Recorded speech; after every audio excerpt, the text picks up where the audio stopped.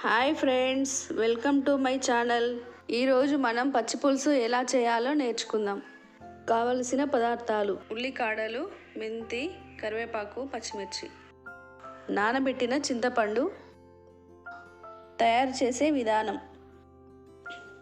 నానబెట్టిన చింతపండుని పిసికి గిన్నెలో ఉంచుకోవాలి.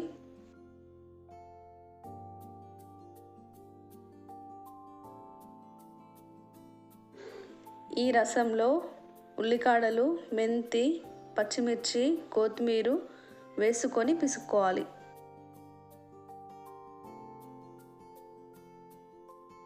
అంతా కలిసేటట్టు బాగా కలుపుకోవాలి.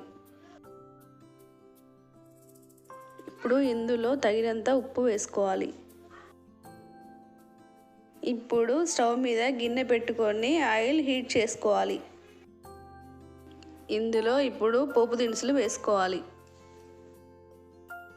ఇందులో ఎండుమిర్చులు తుంచి వేసుకోవాలి. ఇందులో వెల్లిపాయలు కూడా దంచుకొని వేసుకోవాలి. దూరగా వేగాక చిటికెడు ఇంగువ కూడా వేసుకోవాలి.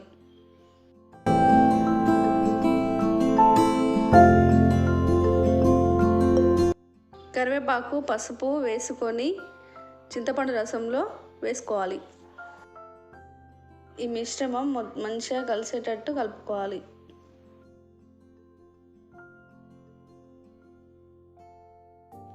చూసారు కదా ఫ్రెండ్స్, ఇంత సింపుల్గా పచ్చి పులుసు రెడీ. ఈ వీడియో నచ్చితే లైక్ చేయండి, షేర్ చేయండి, సబ్స్క్రైబ్ చేసుకోండి.